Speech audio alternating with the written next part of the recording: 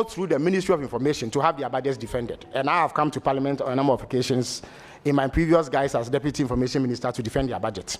All of these organizations need some form of restructuring and reforms to make them more efficient and more productive going forward. So if I were to sum up and give you a concrete answer, nobody is going to suffer any job losses, but over time, we will reduce the numbers. And these agencies will be made much more efficient going forward. But they will be under my supervision, under the office of the president, instead of being under a whole ministry. Thank you very much. Probably my last question. Sure.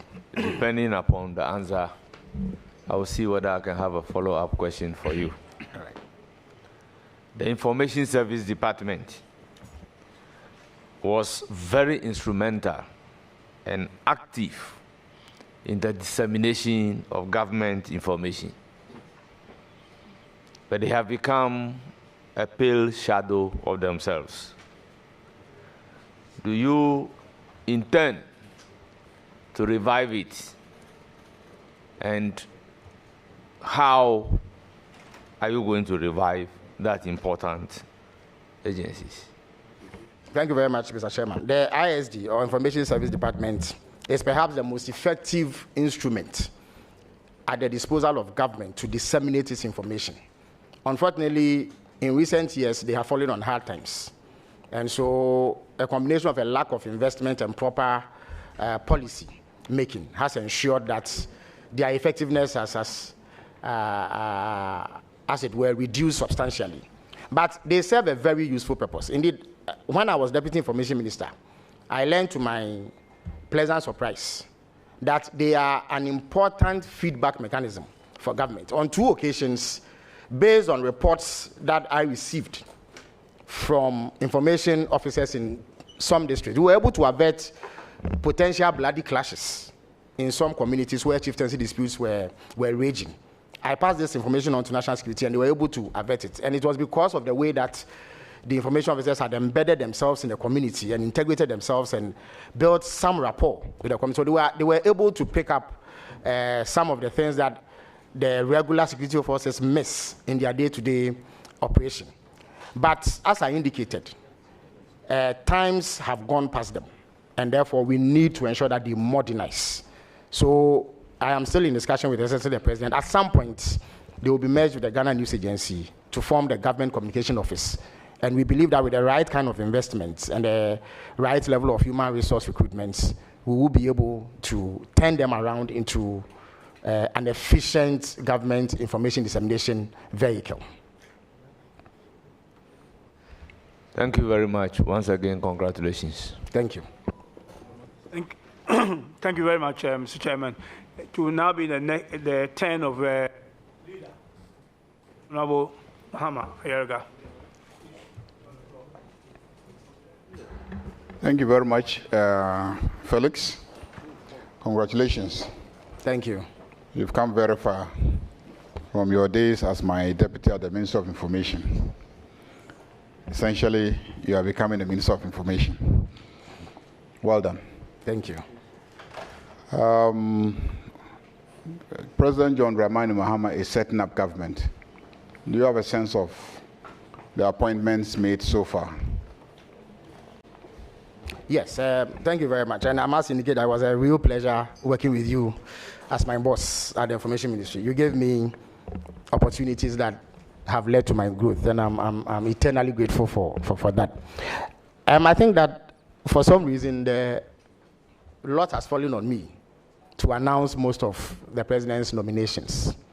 And as I have listened to him and engaged him and looked at the various lists that he has given me, I see a clear pattern. What is clear is that the president is determined to ensure the right balance in his government.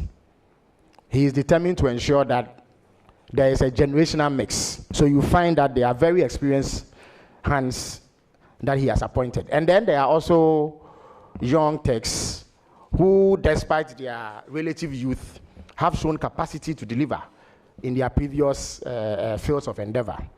And by and large, the president's nominations have been well received.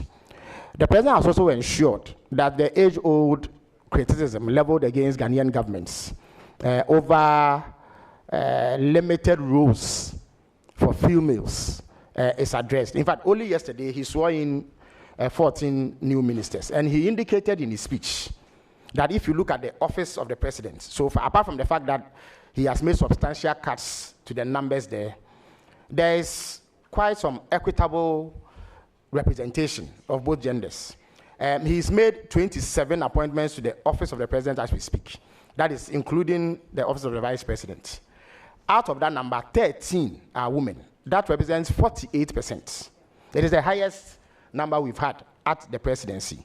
As of last week, if you look at the appointments that he had made, 27% of them, that is in terms of ministerial appointments, appointments to committees or commissions, CEOs of state organizations, and other such appointments, there was 27% representation of women. And he has indicated that so far he has made 42 ministerial appointments. There are 18 more to go.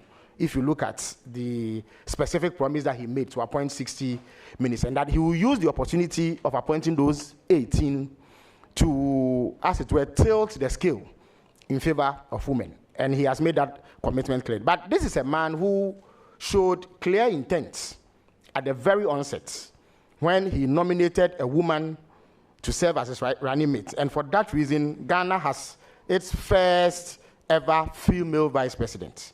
In fact, at the office of the vice president, out of a staff strength of 10, 6 are women. That is 60% women work within the outfits of the vice president. If you look at the list of appointments, every single region in Ghana is represented in government. Beyond that, he has been careful to ensure that a substantial number of people who belong to the National Democratic Congress, who subscribe to the social democratic ideology, who subscribe to the vision that he sold to the people of Ghana, find their way into government. At the same time, he has also appointed people with technocratic background who are not necessarily NDC. If you look at the Constitution Review Commission, for instance, almost all of them are people who are well known in civil society, academia, or other such fields, who are not necessarily NDC. Indeed, I dare say that some of them were fierce critics of President Mahama in his previous guise as president between 2013 and 2017. But the president has had no difficulty appointing them. In the last few days, other appointments have been made which reflect a certain thinking, that it is not only hardcore members of the NDC who are going to be part of the government, but to the extent that he identifies specific talent and capacity in individuals who may not necessarily be partisan, he is willing to give them opportunity. He has even gone further to ensure ethnic balance in his government. There is Zongo representation in his government. It could have been argued that it was sufficient to remain at regional or even ethnic level.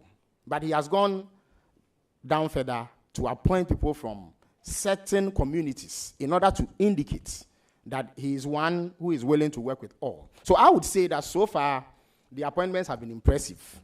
And if the trend is anything to go by, we are going to have perhaps Ghana's most representative government ever, in addition to the fact that it will be the leanest government under the Fourth Republic.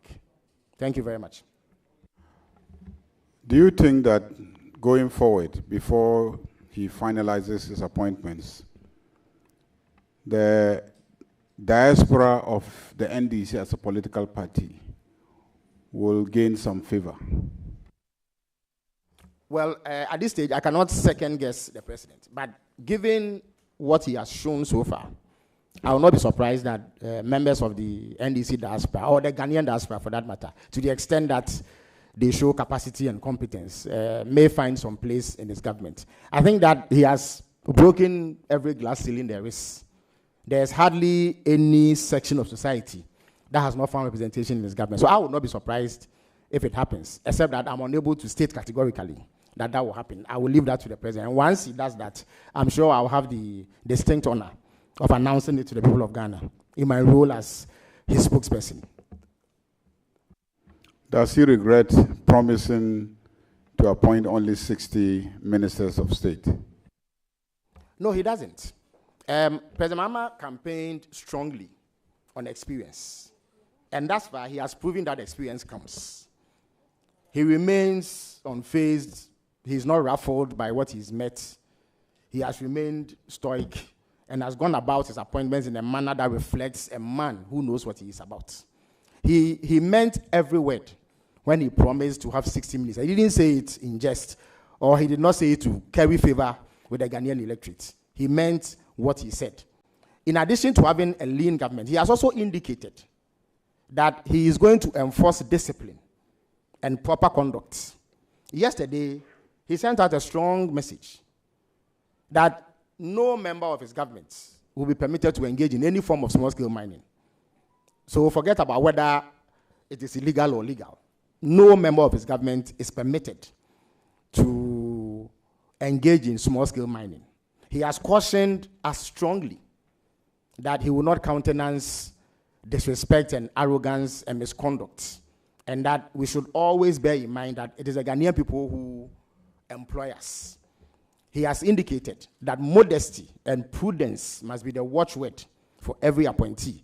There are other restrictions that he has placed that he hasn't made public yet, but I'm sure when you find out, you will be pleasantly surprised. He intends to crack the whip and rein in deviant elements who may pop up within his government, for the sole reason that he believes that the mandates of the people of Ghana must be respected. It is not that we in the NDC are exceptional human beings, or we have extraordinary knowledge or expertise. It is just that the people of Ghana thought that the vision we sold found favor with them, and that they did not think that in the last 8 years the country has been governed properly. So the mandate has fallen on us. President Mahama does not intend to abuse it. He intends to use it judiciously to address the most pressing concerns of Ghanaians, so that in the end, some significant progress would have been made by the time that his 4-year mandate comes to an end. So he does not regret making that. But there are more stringent commitments that in the fullness of time he will roll out to show that he meant what he told the people of Ghana. Because he is also wary of politicians making vacuous promises. He is fully aware that at a point, the Ghanaian electorate had lost confidence in we politicians because of what they perceive to be deceptive politicking over the years. He wants to lay down the marker that there are yet conscientious and scrupulous politicians around.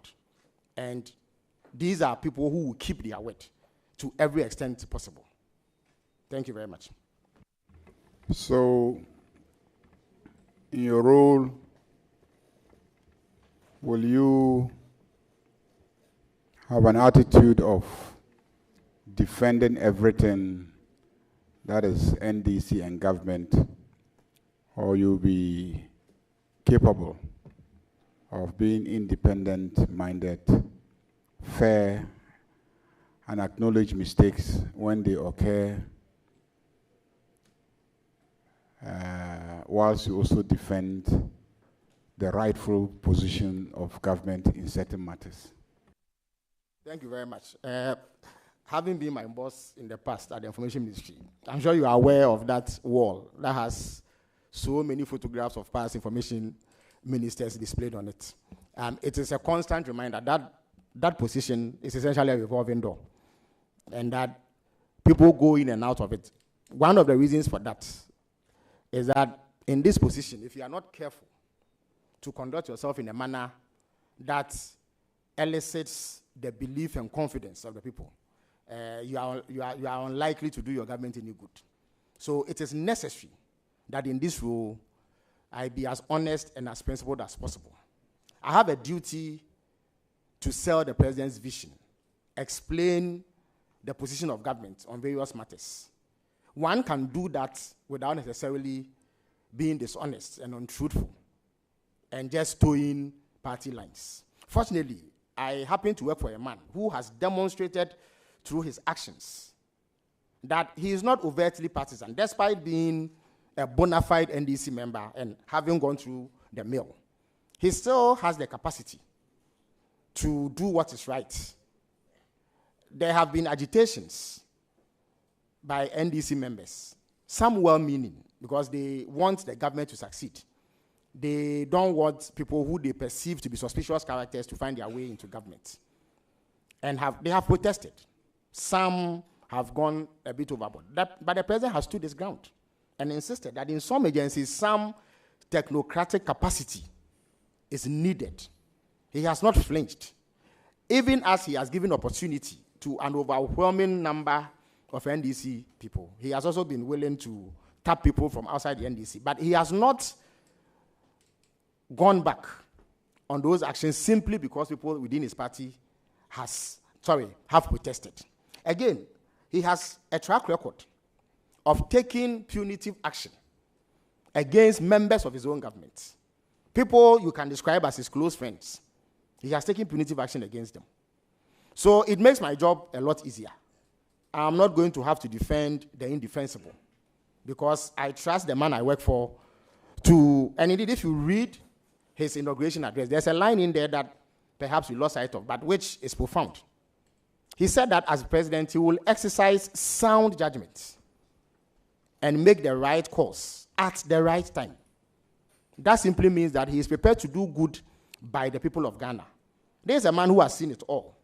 And perhaps you would have thought he would walk into the sunset, having given decades of service to the people of Ghana. But he has thrown his heart into the ring and has come back.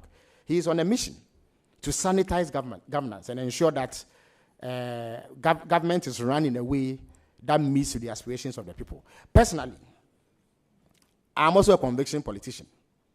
When I take positions, I consider them carefully. So once I take them, unless I'm shown verifiable evidence that I'm wrong, I stick to it. And often, it may rankle a few people. It may rub off negatively or wrongly on some people. But to the extent that I believe that it is the right thing to do, I will stick to it. There are times when I have publicly voiced opposition to things that have been done by the NDC. Sometimes you face a backlash. But I believe that we all have to learn to put principle above everything. At the end of the day, what binds us is our collective desire to see Ghana progress. We should be bold enough to point out when things go wrong. Only last week I was on TV and I made it clear that I believe that all of us have to serve with a clean heart. We have to do good by the people of Ghana. We only are fortunate that amongst the millions of Ghanaians, we are the few who have been chosen to serve. It is a position of service.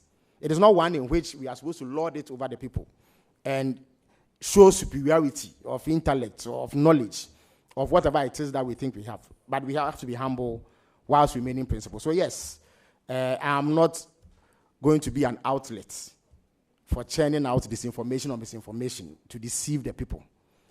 In the last 1 week, you've been responding to questions relating to the president's use of private jet belonging to his brother's company. Can you give us some background to that and the reason why the president used his brother's private jet? Thank you very much. I think it's an important opportunity to clarify this matter. What it is that in the past, the concerns that the people of Ghana have had in relation to presidential travel are costs and propriety. Cost in terms of how much it is costing the state and whether or not there are cheaper alternatives. And then propriety in terms of the decision itself to choose a certain means of travel. These have been the two issues. President Mahama has been concerned about both. In opposition, we criticized President Akufo-Addo's lavish display, where he rented an aircraft costing millions of Ghana cedis to the taxpayer. As Commander-in-Chief of the Armed Forces, when he became president, one of the first things he did was to ask about the status of the Armed Forces. In the Air Force, there's a unit called the Communications Squadron, which handles presidential aircrafts, led by the Air Force commander himself. The president asked them for an update on the status of the presidential aircraft because one of the ways that the MPP sought to defend what we deemed to be waste of taxpayers' money on rentals of expensive jets was that the presidential aircraft was not in good shape. I think it is fair that on assumption of office, the president seeks to find out the state of the aircraft. In the last week or so, he has received an update. And that is why in the recent travel to Angola, Tanzania, and Kenya, he used a presidential aircraft. I happen to have been on it. I can tell you that it's in pristine condition, and it is okay. Once President Mahama knows that it is okay, he will do so. But before then, the option left to him would have been to either rent a replacement aircraft or fly commercial. Both alternatives were going to cost us money. He decided that in the very recent past, during his campaign, his brother happened to have 2 aircrafts, which he made available to him to the extent that he needed to travel. He has been using it. So using it for a week more at no cost to the taxpayer was the best option out of the 3 that he had. And I, as a taxpayer, take me out of the equation as a member of this government. As a taxpayer, I would have no concern if the president makes a choice that costs me nothing, especially when we know the source of the aircraft and its record.